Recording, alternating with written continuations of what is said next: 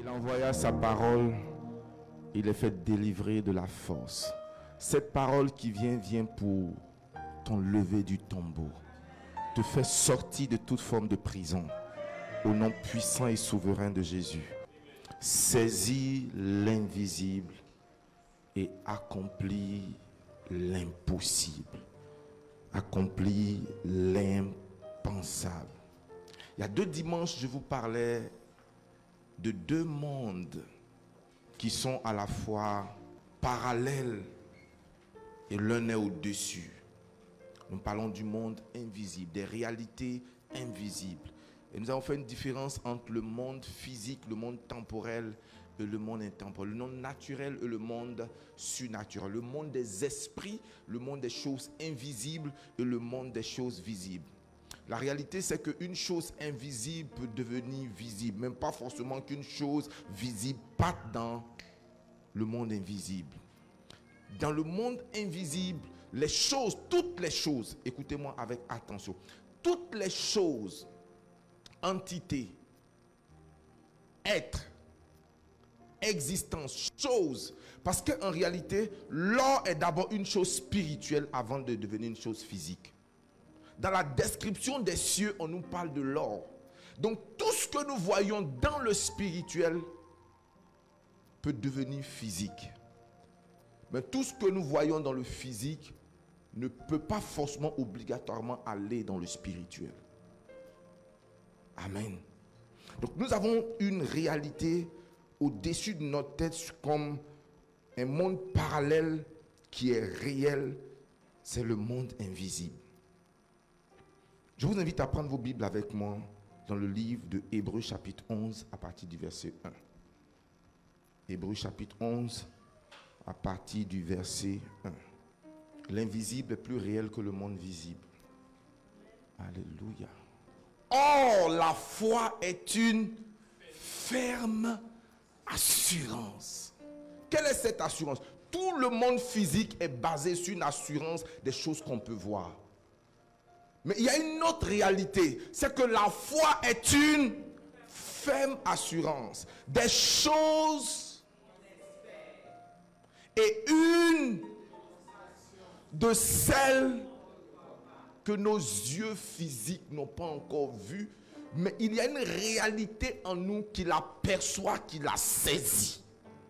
La foi est une ferme, pas simplement une assurance, c'est une ferme assurance, une assurance indiscutable que ce que nous ne voyons pas va apparaître. Si mon enfant se trouve de l'autre côté d'une pièce, que je l'appelle, si quelqu'un doute que, mais on ne voit pas l'enfant, comment se fait-il que tu cries? Je dis à la personne, tu es juste, ne sois pas idiot, juste attends. Parce que ce que je viens d'appeler, tu te trouves dans une autre réalité, elle va apparaître. Donc la foi, c'est la ferme assurance des choses dont nous savons qui sont juste à côté et qui vont apparaître. Donc ce n'est pas parce que je ne le vois pas, je ne le touche pas, que ce n'est pas vrai. Mais ça existe dans une dimension. Et tout ce dont j'ai besoin, c'est d'appeler cette chose qui existe dans une dimension pour qu'elle apparaisse dans celle dans laquelle nous sommes. Pour une meilleure compréhension, dans 2 Corinthiens chapitre 5, verset 7. Sur ce point, j'aimerais que tu comprennes que ce que tu ne peux pas voir, tu ne peux pas le saisir.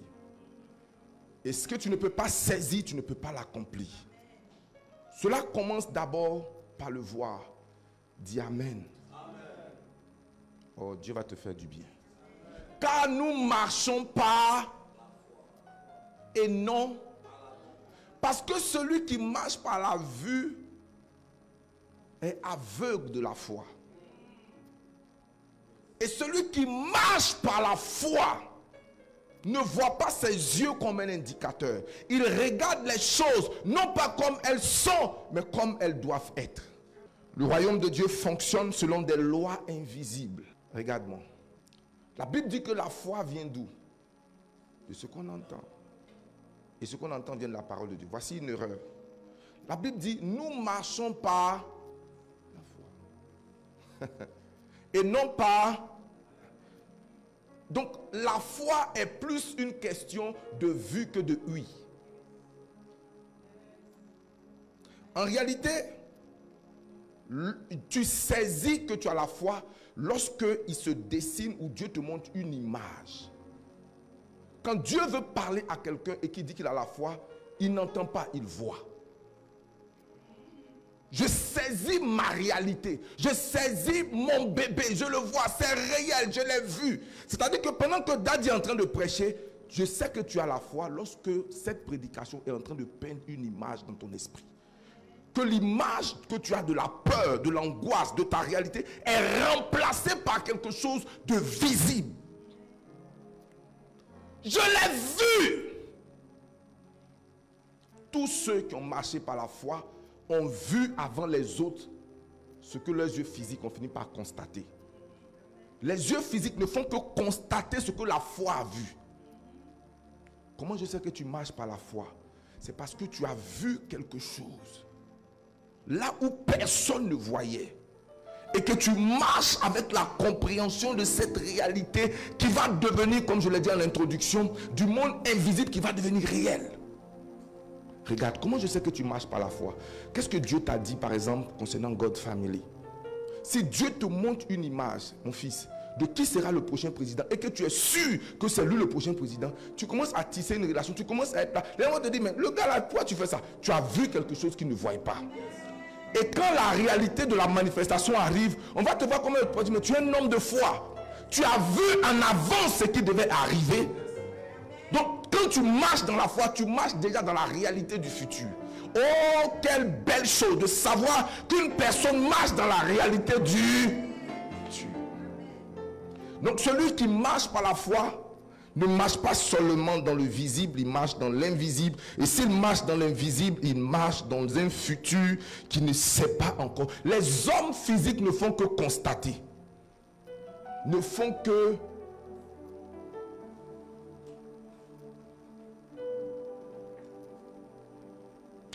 Non, je vais donner un autre mot que constater. Constater, c'est juste qu'il a laissé apparaître. Mais... Allons-y. Le monde, le royaume de Dieu fonctionne selon des lois invisibles. Et ce que l'on voit aujourd'hui est souvent le résultat de ce qui a été saisi dans l'invisible par la foi. Toute personne qui veut accomplir l'impossible doit d'abord voir et saisir ce que l'œil naturel ne peut pas percevoir. Tu ne peux pas changer ta réalité physique sans avoir d'abord vu quelque chose dans l'invisible. Qu'est-ce que tu vois? Je vois la branche d'un amandier. Tu as bien vu. Car l'Éternel veille sur sa parole pour l'exécuter. Quand je prêche, qu'est-ce que tu vois? Quand tu lis la Bible, c'est un livre d'images. Ce n'est pas un livre d'encre noire. C'est un livre. Est-ce que tu as vu ta description dans les Écritures? Est-ce que tu as vu ton avenir dans les Écritures? Et quand tu le saisis, ou quand tu saisis cette réalité, elle s'imprime en toi. Écoute-moi, bien-aimé, l'invisible est plus réel que le visible. Est-ce que le message semble être compliqué? Hébreux chapitre 11, le verset 3 dit, c'est par la foi que nous reconnaissons que le monde a été formé. Le monde a été comment? Formé par la parole de Dieu. On peut voir ça, ce texte. Hébreux chapitre 11, verset 3. C'est par la foi que nous reconnaissons que le monde a été formé par la parole de Dieu. En sorte que ce que l'on voit n'a pas été fait de choses visibles. Ok, la matière, elle est physique. Mais il dit, ce que l'on voit physiquement existe parce qu'il y a eu une réalité invisible qui a rendu cette chose visible. Le monde vient de l'invisible. Qu'est-ce qui est invisible? Ce sont les promesses de Dieu non encore manifestées. Car ce sont les choses que l'œil n'a pas vues, que les oreilles n'ont pas entendues, que Dieu en réserve pour ceux qui l'aiment. Demande au Seigneur, montre-moi le catalogue de 2026. Parce que quand Dieu commence à se manifester, il manifeste là sous la forme d'une image. Et vous savez, dans une image, il n'y a pas qu'un seul élément. Est-ce que tu me vois dans ton futur?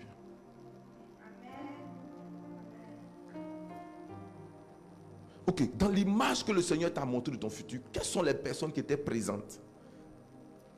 Quels sont les éléments qui étaient présents?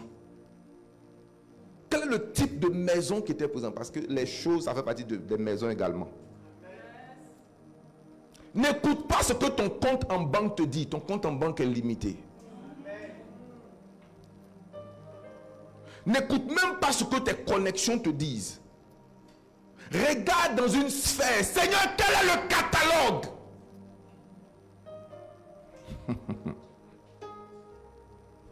C'est quoi les choses invisibles? Ce sont les réalités spirituelles. C'est quoi le monde invisible? Ce sont les choses préparées à l'avance pour ceux qui aiment Dieu. 1 Corinthiens chapitre 2 verset 9. On peut voir cela. 1 Corinthiens chapitre 2 le verset 9. Le but d'une prédication, c'est de peindre une image. Et quand tu conçois cette image, elle ne quitte jamais ton esprit.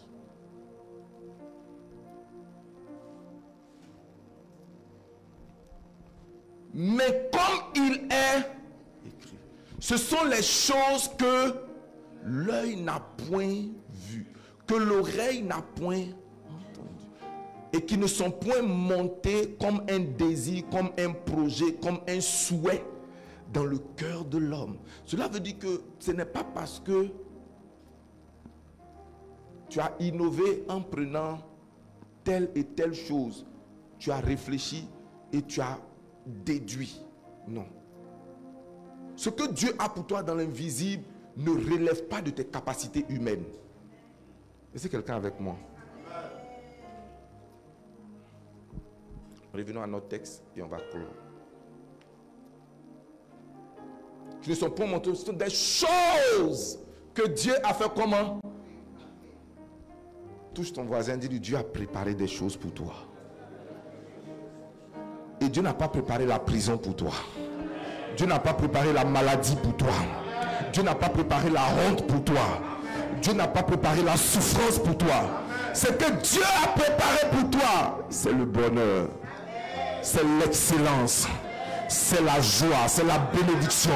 Il dit, tu seras toujours. Chaque fois que tu te vois autre qu'en haut, ce n'est pas Dieu qui te montre. Alléluia. Comment saisir donc cet invisible? Comment saisir l'invisible? Puisque pour accomplir l'impossible, il faut saisir l'invisible. Par la foi audacieuse. Et c'est quoi la foi? La foi est la capacité de voir au-delà de l'évidence. La foi, c'est la capacité de faire comment? De voir au-delà de l'évidence. Ce n'est pas le don de voyance. Pour dire je vois. Ta grand-mère est en train de rentrer dans une case.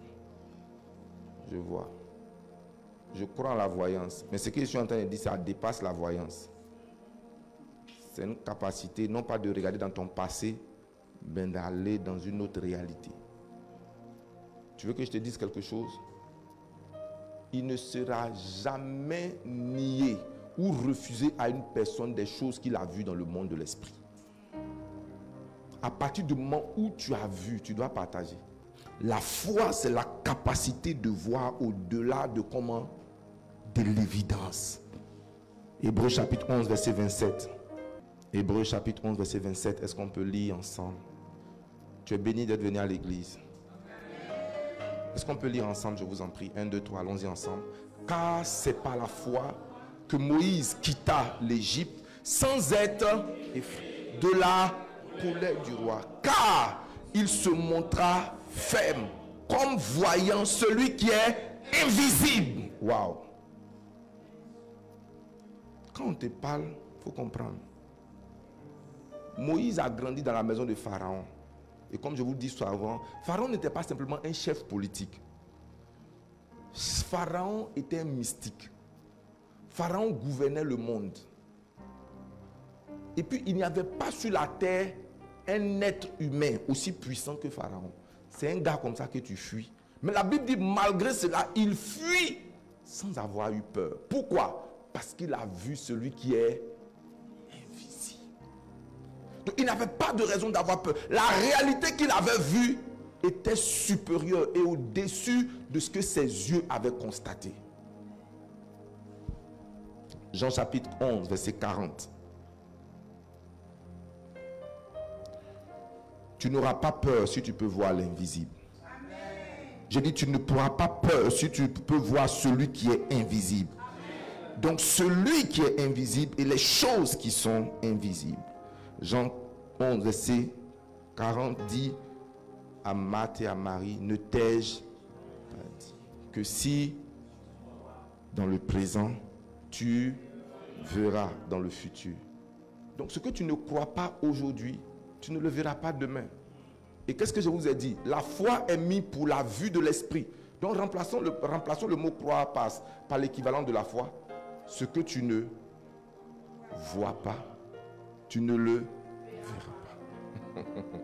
Donc je crois dans mon cœur. C'est une autre façon de voir. Donc tu vois dans une dimension. Tant que tu n'as pas vu le cliché, tu ne peux pas voir l'image. Il dit, Marie, je t'ai toujours répété, voici comment le monde fonctionne. Le monde fonctionne de cette façon. Que ce que tu crois aujourd'hui, tu le verras demain. En d'autres mots, ce que tu ne crois pas aujourd'hui, tu ne le verras pas demain. Est-ce que je peux te poser une question? Qu'est-ce que tu crois? Le possible dans ta vie, il est de quelle taille? Le possible dans ta vie est de quelle taille? Quelles sont les choses que Dieu t'a révélées que ton imagination peut accommoder? Ne t'ai-je pas dit que si tu crois, tu verras? En plus d'une foi audacieuse, il te faut la révélation. Aide-moi à dire quelle est la révélation. Lis ta Bible comme si tu avais perdu quelque chose à l'intérieur. Plus tu médites la Bible, plus tes yeux spirituels s'ouvrent. Et Dieu te montre ce que tu ne pouvais pas saisir autrement. Josué chapitre 1, le verset 8, médite la parole jour et nuit, afin de la lire couramment. Il y a ce témoignage de l'évêque Oyedepo où il allait en jeûne. Vous savez, il croyait, ça pose un problème fondamental. Il dit, il croyait en la prospérité, mais il ne voyait pas la prospérité dans sa vie. Pendant qu'il prêchait la prospérité, il était toujours à moto. Et il avait une vieille Volkswagen. Et un jour, il a demandé à son assistant, qui malheureusement n'est pas avec lui. Ils sont allés dans un temps de jeûne. Et il lui a dit, je reste dans cette chambre, toi tu restes dans la chambre opposée. Et il va prendre sa Bible et 3 livres. Il va être en train de prier, de méditer. Et avant que le jeûne de 3 jours ne finisse. Parce que quand c'est ton programme, tu es obligé d'aller jusqu'au bout. Mais quand c'est son programme, quand il dit que ça commence, ça commence. Quand il dit que ça s'arrête. Pendant qu'il lisait, il est sorti de la pièce, de la chambre où il était. En criant. Il est venu frapper à la porte de l'évêque Abjuye. Il dit, on ne peut plus jamais être pauvre dans la vie. Et son visage a commencé à s'illuminer. Le gars lui demande, c'est quoi, tu as reçu un dépôt? Bon, ça c'est moi qui ai ajouté. Tu as rencontré quelqu'un dans l'hôtel. En descendant, tu as vu un diamantaire qui a garanti qu'il va te donner des diamants ou bien du pétrole. Il dit, j'ai vu. J'ai vu. J'ai vu. Et bien aimé, au moment où il disait j'ai vu, sa réalité c'était toujours la moto et la Volkswagen. Mais les années plus tard, nous avons, tes yeux et moi, constaté ce qu'il avait vu dans cette petite chambre.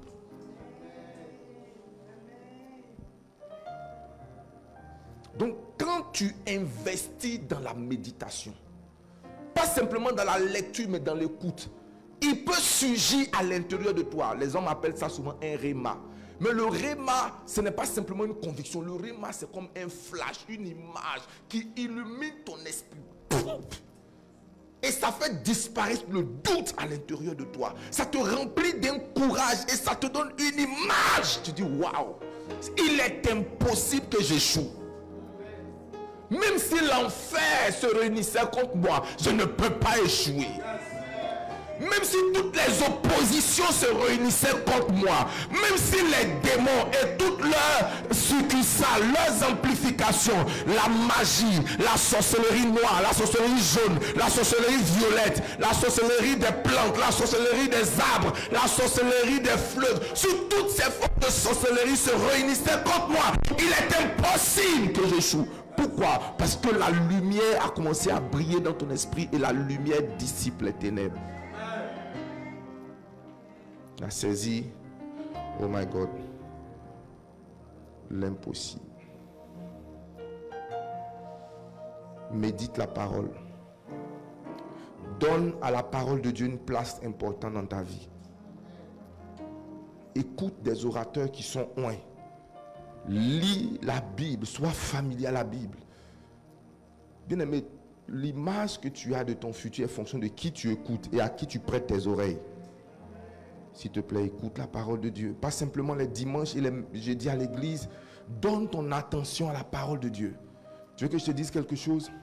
Les êtres humains sont arrivés à déterminer que ce que tu fais durant la première heure après ton réveil influence considérablement ton comportement toute la journée. Ce n'est pas un fait biblique, c'est un fait psychologique. Que quand tu te réveilles le matin, ce que tu fais en premier influence tout le reste. Donc, plusieurs livres ont été écrits sur les miracles du matin. Des gens ont prouvé que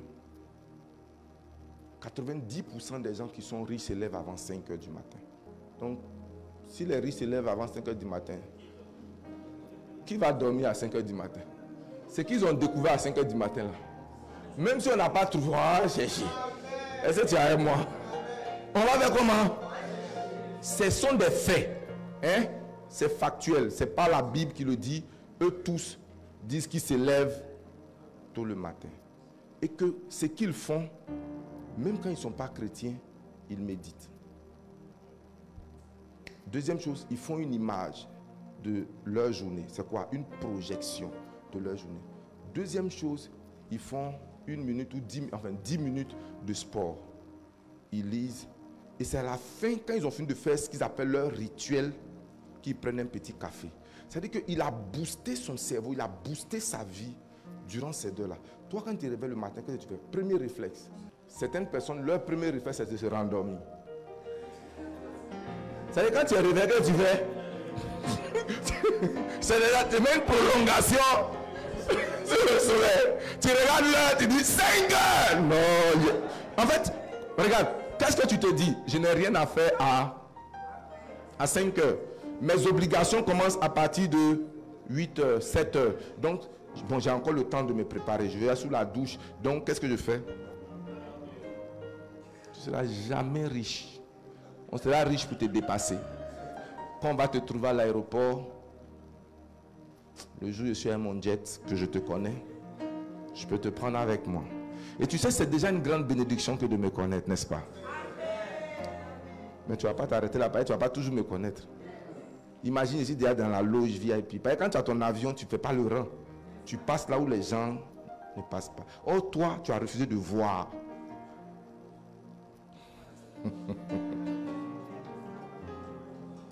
La prière d'intercession et de percée. Troisièmement, comment saisir l'invisible. La prière d'intercession. Dans la prière, tu entres dans le monde de Dieu.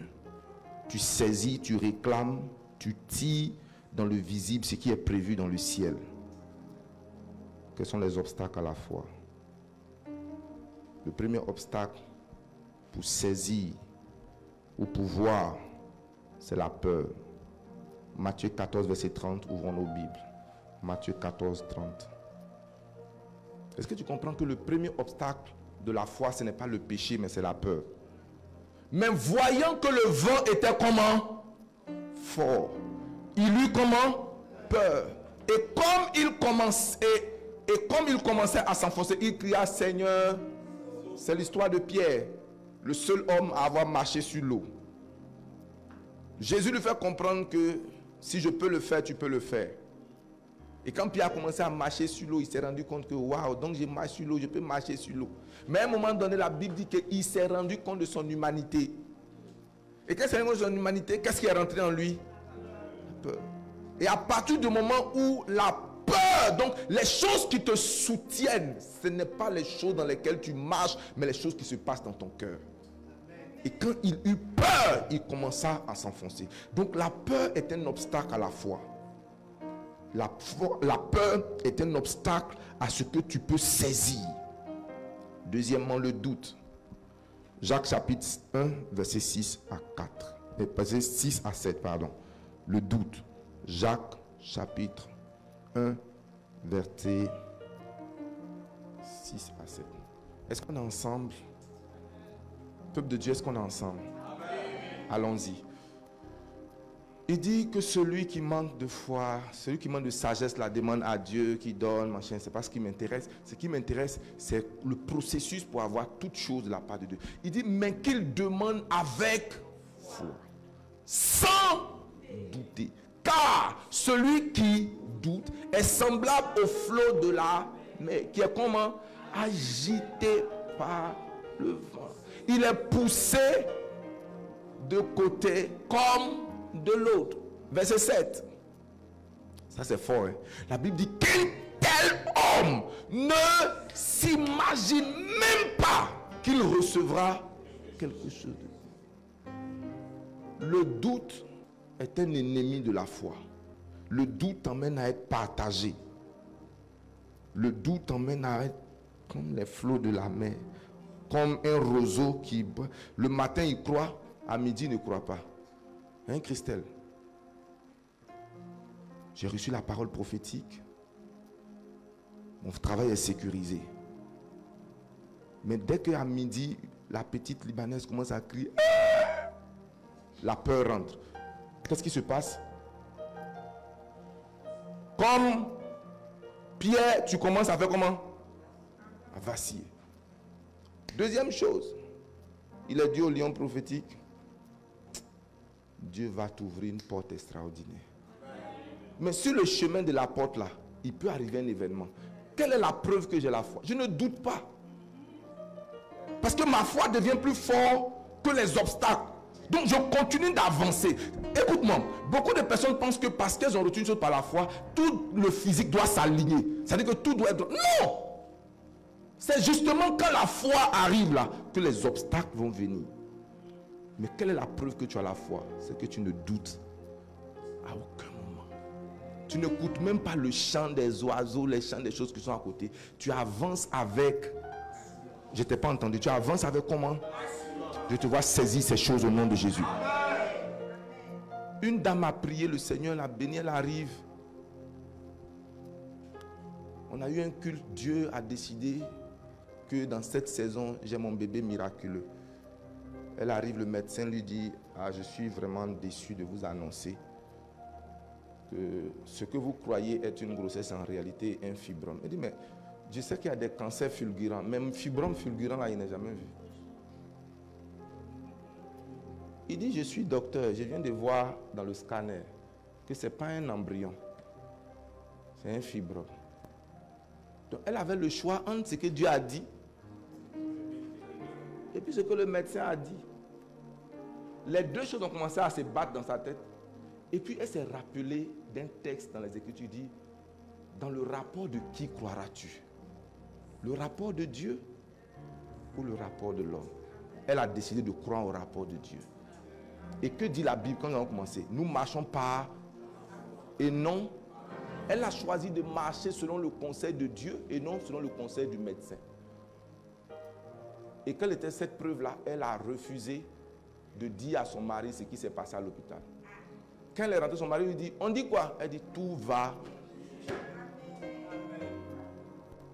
Tout va bien. Le matin, elle commence à chanter, rire. C'est quand le témoignage est venu que le médecin lui a dit, what? Il dit, oui, si j'étais avec lui, j'allais perdre mon enfant. Si j'étais avec lui, il avait fait comment? Le monsieur dit, c'est étonnant.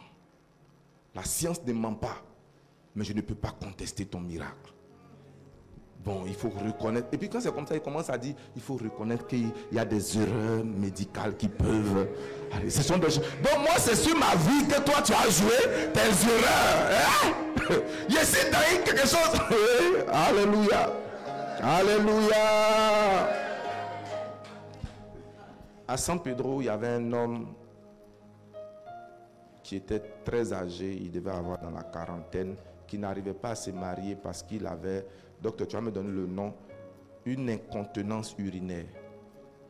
Ça veut dire que sa prostate ou des choses, le diabète était tellement poussé qu'il avait, c'est pas le diabète, lui il avait une incontinence. C'est-à-dire, dès qu'il a envie d'uriner, sur lui directement, et c'était pénible comme vie. Et vous savez que l'odeur de pipi, c'est-à-dire que quand il dort, s'il se lève avant qu'il ne se rende dans les toilettes, s'il est en train de faire une relation avec une dame, vous partez dormir.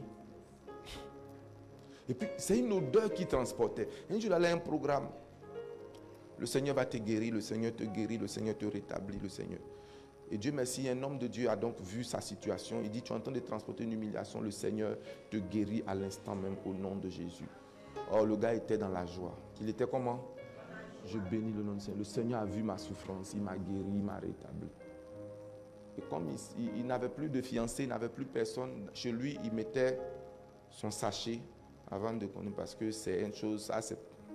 Quand il a fini la prière, il s'est dit, le matin, si je me lève, que je constate que je n'ai pas pissé, je croirai que Dieu m'a vraiment guéri. Je ne doute pas de l'homme de Dieu, mais il faut prendre des prières. Quand il s'est couché, il a dormi, il a pissé. Le lendemain, il est venu encore. Bon, quand il s'est levé le matin, il dit, ah Seigneur, ma foi. Le lendemain, quand il s'est passé, le deuxième jour, quand l'homme de Dieu demandait à prier pour les gens, il est venu encore devant. Il a prié pour nous imposer les mains. Le dernier jour, il partait enlever son plastique dans la douche. Et au moment de mettre, quelque chose lui dit, la foi est une ferme des choses et une. Donc la foi doit démontrer ce que tu espères et ce que tes yeux n'ont pas encore vu. Il dit, si je suis guéri, que doit être mon comportement? Je dois avoir le comportement de ceux qui n'ont pas la maladie que j'ai. Est-ce que quelqu'un qui n'a pas la maladie que j'ai met un sachet avant de dormir? Donc je change mon attitude, me mettre du lot de ceux qui n'ont pas le problème que j'ai. Et il va mettre son truc de côté. C'était la dernière fois qu'il avait uriné. Donc il y a des choses qui ne se manifestent pas dans ta vie, pas parce que l'onction est trop petite. Et souvent même tu remets en cause la prière et les mains qui t'ont été imposées.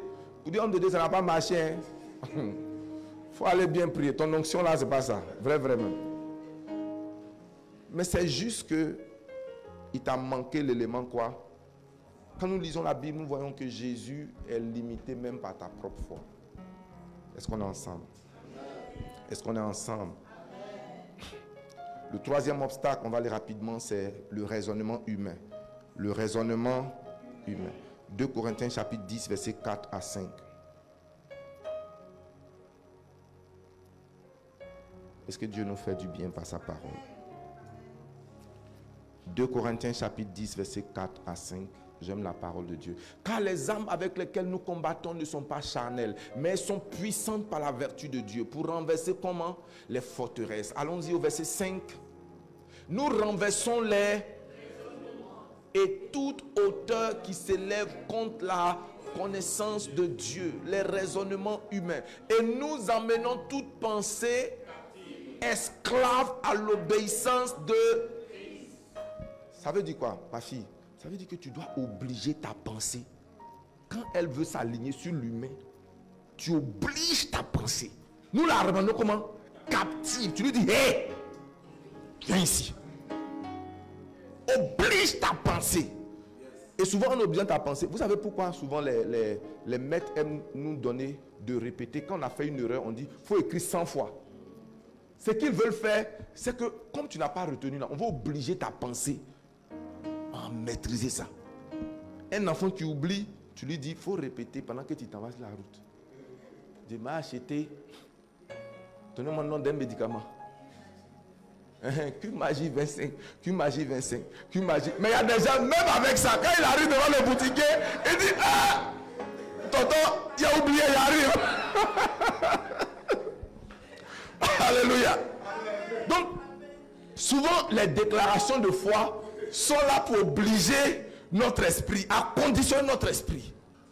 Je ne mourrai pas. Je ne mourrai pas, je ne mourrai pas. Rakapaya baba baba. Je me vois en train d'avancer. Je progresse, j'avance, j'avance. Mes enfants réussissent. Tout autour de moi avance. Cette maison, je l'obtiens. Je saisis mon miracle au nom de Jésus. Tu obliges. Qu'est-ce que tu fais? Tu obliges. Que tout ce qui combat la connaissance de Dieu dans ta vie soit détruit au nom de Jésus. Même quand c'est un raisonnement humain cohérent, analytique, cartésien. En fait, il faut qu'on vous dise les réalités. Tu lui dis, gras, laisse tout ça là. Ici, dans quelque chose, tu ne peux pas comprendre. Alléluia. Le dernier obstacle, c'est une vision limitée. Allons dans 2 Rois, chapitre 5, chapitre 15, verset. Vous savez pourquoi on lit beaucoup les versets aujourd'hui? Parce que le Seigneur me dit que les images sont cachées derrière les versets. Quand tu lis un verset, Dieu sort par son esprit le contexte de l'histoire et il commence à te montrer une image. Donc je prie qu'une image soit imprimée en toi pendant que nous lisons ces Écritures. 2 Rois, chapitre 6, verset 15 à 17. Bien-aimé, tu vas te marier. Quelqu'un n'a pas dit Amen. Il faut dire Amen pour les autres. Le serviteur de l'homme de Dieu se leva de bon matin et sortit. Et voici une troupe entourait la ville avec des chevaux et des chars. Et le serviteur dit à l'homme de Dieu, ah mon Seigneur, comment nous ferons? Comment nous ferons? C'est cuit sur nous. Il répondit, ne crains point, car ceux qui sont en plus grand nombre que ceux qui sont avec eux. Verset 17. Élisée pria et dit, Éternel, ouvre pour qu'il voie. Quels étaient les yeux qui devaient ouvrir? Puisque ses yeux physiques étaient ouverts. Donc là, on est sûr que ce n'est pas les yeux physiques dont il parle. Le Seigneur lui dit, ouvre ses yeux. Et l'Éternel fit comment? Ouvrir les yeux du serviteur qui vit la montagne pleine de... J'ai commencé par te dire que voir dans l'invisible, c'est voir des êtres qui sont dans une dimension supérieure. Quand il a ouvert, il a vu des chevaux, des chars autour. Des chars de feu. Si sortir donne Kokota, imagine ce qu'un char de feu peut faire.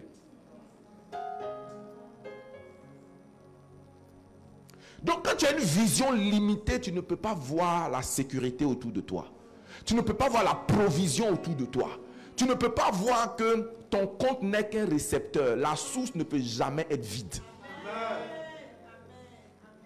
Son trésor n'est jamais dépourvu.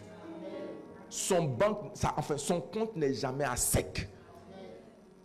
Tout ce dont tu as besoin, c'est un déplacement. Seigneur, déplace un petit Malakai.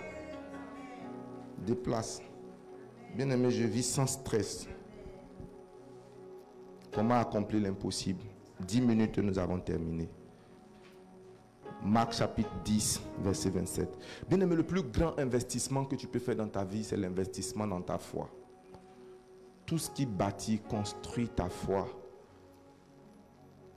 est déterminant pour ton existence entière.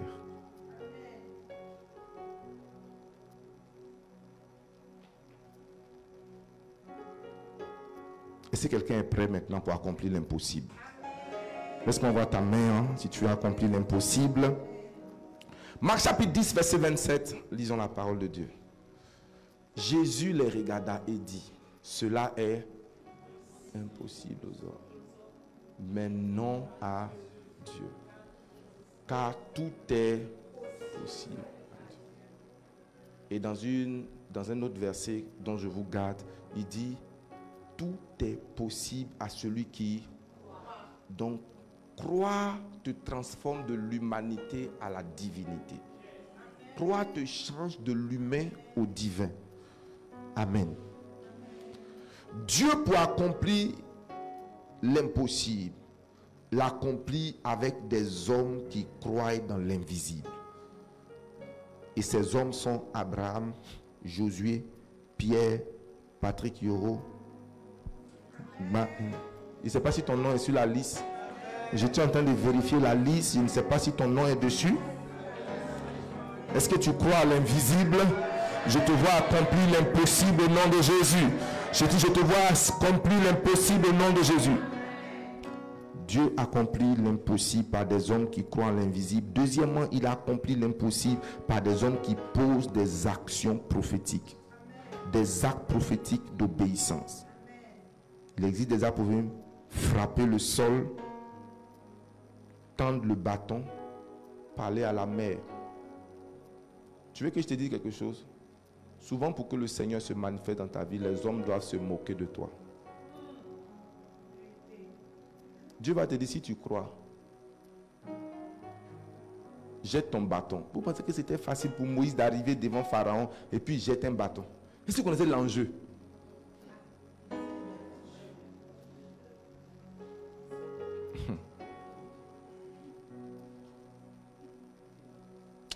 Il faut se lever un matin, s'habiller, pas pour aller effrayer la galère, mais pour poser une action prophétique.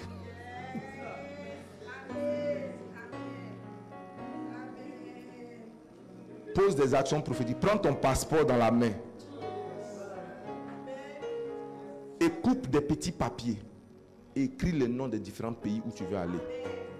Tu prends, si tu veux France, tu coupes un petit papier, tu mets France, tu mets dans ton passeport. Bah. Tu prends un deuxième papier, Belgique, États-Unis. Qu'est-ce que tu fais? Quoi encore? Suisse. Ah, ma fille, tu vas où ça? Canada. Suède. Où ça? Allemagne. Toutes les 32 pages là, tu prends ton passeport, tu le mets devant ton hôtel de prière et puis tu dis, passeport, je déclare avant ton expiration que j'ai fait tous ces pays. Par la foi. Je t'ai pas entendu. Par la foi. Bien aimé, on m'a parlé d'une dame spirituelle dans ce pays. On dit qu'elle porte le titre de prophétesse, mais je ne sais pas si c'est réellement une prophétesse. On dit, la dame là, elle a un cahier. Quand tu viens prier avec elle, elle prie. Après, elle fait des prières. Je ne sais pas si c'est des incantations, mais c'est quoi. Quand elle finit, elle déchire dans son cahier. Elle écrit le pays où tu vas. Elle te donne. Elle dit, mets ça dans ton dossier pour aller dans tout. Jusqu'à aujourd'hui, il n'y a pas quelqu'un à qui elle a donné ce papier où elle est revenue avec un refus d'ambassade. Non, je vous dis, ce n'est pas chose. En fait, je croise. J'ai envie de donner son nom. Mais... Non, je vais donner le nom de la personne qui m'a parlé d'elle et qui m'a mis en contact avec elle. En fait, la personne travaille, c'est un cadre à Movenpick. Un jour, on était en train de parler de cette balle. Puis il dit que on a 2 personnes qui viennent souvent dans notre hôtel. Il y a une dame là. Il dit, pasteur, je n'ai pas dit on dit. Son cahier là, si elle peut voler, ça y est volé. Tu dis comment ça? Il dit son cahier, quand elle écrit, elle déchire. C'est-à-dire qu'elle, son onction là, c'est une onction pour voyager. Moi, je pense que Dieu fait des choses bizarres. Donc, même si Dieu t'a pas dit, bien aimé, et commence à écrire. Commence à faire comment? Et cela va devenir réalité pour toi au nom de Jésus. Je ne t'entends pas dire Amen. Une action prophétique, c'est une action humainement folle aux yeux des hommes. Tu poses une action prophétique. Parler à la mer, c'est une action prophétique. Parler à tes cycles, arriver sur ton terrain, commencer à parler. Arriver devant une propriété, faire 7 fois le tour. Tu poses des actions comment? Prophétiques. Alléluia. Un de mes fils spirituels s'est levé un bon matin. Et son église, enfin, parce que tout le tu confirmes ça, mais en réalité, c'est parce que j'avais déjà entendu quelqu'un. C'est bizarre, hein? Docteur, il allait devant la BCAO à Abidjan. Il a ramassé le sable. Il allait à Djamé, en plein marché d'Adjamé. Il a pris le sable. Il dit de la même manière que les gens marchent à Djamé, qu'ils marchent comme ça dans mon église. Il a commencé. Et du jour au lendemain, pouf, les gens ont commencé à marcher dans son église comme tout. Jusqu'il n'a pas bien encadré la prophétie. Au marché, personne ne vit au marché. Donc les gens sont de passage dans l'église. Ils viennent, ils s'en vont. Ils viennent, ils s'en vont. Il dit, vieux, comment il doit faire? Il dit, moi, même prophétie, dans la dimension que tu es là, moi, mais c'est pas quoi arriver là-bas. Donc je ne savais pas comment dire. Mais ça marche. Il dit, le Malakai a commencé à marcher dans sa vie quand il a pris la terre. Là. Il dit, Seigneur, c'est pas quelqu'un ne vient pas se promener à la BCAO pour dire qu'il est venu saluer son frère. Ce n'est pas un hôpital où on vient saluer les malades. Toute personne qui rentre ici est venue chercher Malakai. Seigneur, dans le nom de Jésus. De toute façon, leur pied marche là. Parce qu'il y a un envoûtement dans le monde mystique qui est prendre la terre de la plante des pieds. Est-ce que vous savez que ça existe? Si tu marches, on vient prendre la terre et on peut t'envoûter. Donc, moi, je prends la terre de tous ceux qui ont marché ici. Et puis il prend la terre, il vient maintenant mettre devant son nez. Dis-moi action prophétique. Je n'étais pas entendu. Ça peut être en train de choquer quelqu'un qui m'écoute, mais tu sais que le prophétique n'a pas de réalisme. Il n'y a pas de cohérence. Ça peut être que in Jesus' mighty name. Troisièmement, les paroles de foi. Les paroles de foi. Déclarer des choses qui ne sont pas comme si elles étaient. Abraham crut aux promesses invisibles d'un fils malgré son âge avancé. On peut voir ça dans Romains chapitre 4, versets 18 à 21. S'il vous plaît, donnez-moi. De toute manière, je suis dans mon temps. Amen. Est-ce que Dieu te fait du bien? Romains chapitre 4, verset 18 à 21. Romains 4, verset 18 à 21. Je vois Dieu faire du bien à quelqu'un. Donc ta foi ne dépend pas de ton voisin. On est voisin dans la vie, on n'est pas voisin dans la grâce.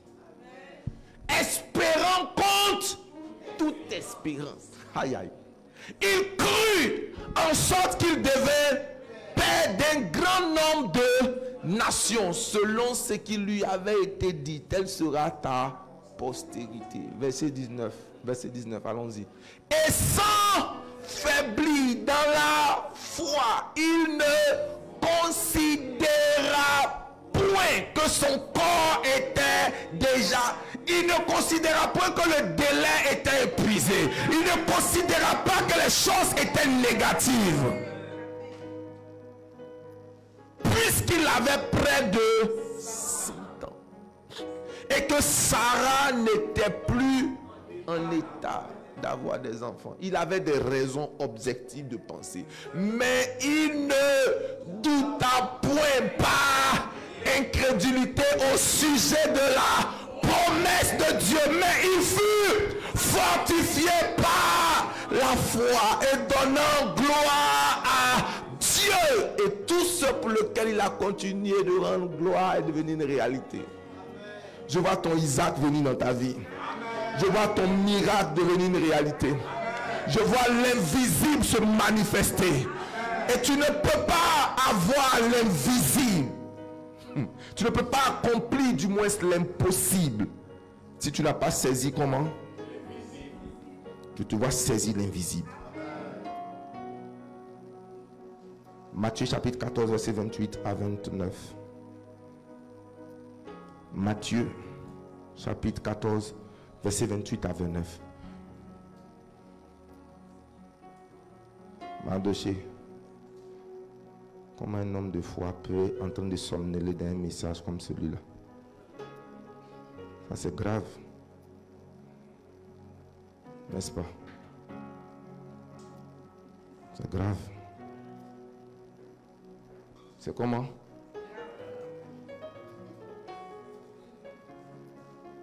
C'est en regardant au Seigneur et non pas en regardant tes circonstances que tu dois rendre. Seigneur, si c'est, ordonne que j'aille vers toi sur les eaux. Verset 29.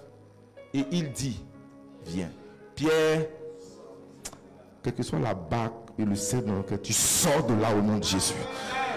Dans le cercle de ta famille, tu sors de là au nom de Jésus. Dans le bonheur des gens qui décèdent, tu sors de là au nom de Jésus. De la file des personnes en arrière, tu sors au nom de Jésus. Il vient. En fait, quand je parle, il faut dire Amen. Ce n'est pas que tu es en train de m'encourager, tu es en train de saisir toi-même ton miracle. Il marcha sur les eaux. Pour faire comment? Et les yeux fixés sur Jésus. Et tu vas accomplir l'impossible. C'est parce qu'il avait les yeux fixés sur Jésus. Mais il a arrêté de marcher dans l'impossible quand son regard a été détourné de Jésus pour regarder dans ses réalités. Marc chapitre 5, verset 25 à 34. Je vous résume l'histoire. C'est l'histoire de la femme qui avait une perte de sang. Et dit, si je peux toucher le bord de son manteau, je sais que je serai guéri. Nous voyons également dans le livre de Josué, le chapitre 6, que Josué a pris Jéricho par une action prophétique. Aide-moi à dire qu'il y a une marche prophétique. Je ne t'ai pas entendu. Ils sont mis à marcher. 7 fois. Le premier jour, ils ont marché une fois. Le deuxième jour, ils ont marché combien de fois? Une fois. Jusqu'au 6e jour, ils ont marché comment? Une fois. Maintenant, le dernier jour, qui est le 7e jour, le Seigneur leur dit 7 fois, juste là. Marchez 7 fois autour. Et quand ils ont fini, il a dit, commencez à crier. Commencez à faire comment? Et pendant qu'ils se sont mis à crier, regarde, les murs de Jéricho, sur lesquels pouvaient passer 2 voitures, parce qu'il y a un mur où il y a la maison d'une prostituée. Imagine l'épaisseur du mur. Les archives et les archéologues, enfin, c'est comment on appelle les gens qui creusent là. Ils disent que les quoi? Les archéologues. C'est une réalité que les murs ne se sont pas écroulés, ils sont rentrés dans la terre. C'est pas comme si c'est écroulé. C'est comme si les murailles ont été enterrées. Tes obstacles vont être enterrés. Mais est-ce que ta foi devant l'impossibilité a déclaré l'impossible, a déclaré l'invisible? Est-ce que tu l'as fait? Déclare avec moi, je vois ce que les autres ne voient pas. Dis-le avec conviction, je vois ce que les autres ne voient pas. Je saisis ce que Dieu m'a promis. Même si cela ne s'est pas encore manifesté. Je marche dans le surnaturel. Et j'accomplis des choses humainement impossibles. À compter de ce jour, je déclare que l'impossible devient possible. Parce que Dieu agit en moi. L'impossible devient mon quotidien. Dans le nom puissant de Jésus. Je déclare dans le nom puissant de Jésus. Bien-aimés, Dieu ne nous a pas appelés à vivre dans le possible. Dieu ne nous a pas appelés à vivre une routine fatigante et épuisante. Dieu nous appelle à vivre une vie surnaturelle. Dieu nous amène à saisir l'invisible afin d'accomplir l'impossible. Dieu veut dans notre temps, dans notre génération, que nous puissions reculer les frontières du possible. Bien-aimé, ce que l'humanité a vu n'est pas tout ce que l'humanité peut voir. Parce que je veux que tu retiennes cette règle. Tout ce qui est vu dans le spirituel peut être transféré dans le physique. Tout. Et Tous sans exception. C'est pour cela qu'il dit, quand vous priez, dites, notre Père qui est aux cieux, que ton nom soit sanctifié, que ton règne vienne, que ta volonté soit faite comment? Donc, tant que tu peux voir le ciel, il peut y avoir une réplique sur la terre. Mais tant que tu ne vois pas ce qui est au ciel, tu ne peux pas. Et je peux te dire que de grandes choses t'attendent. Je n'entends pas ton amen. Aujourd'hui, saisis ton miracle, saisis ta percée, saisis ton héritage, car tout ce que Dieu t'a montré existe déjà dans l'invisible. À toi de l'appeler dans l'invisible. À toi de poser des actes prophétiques. À toi de déclarer des paroles de foi. À toi de marcher dans la direction des choses promises. En prenant garde que la peur ne t'envahisse point. En éloignant de toi le doute. Et en contestant les raisonnements humains. Et pendant que tu le fais, bien-aimé, toi et moi allons témoigner des choses impossibles. Acclame très fort le Seigneur. Tiens-toi sur tes pieds.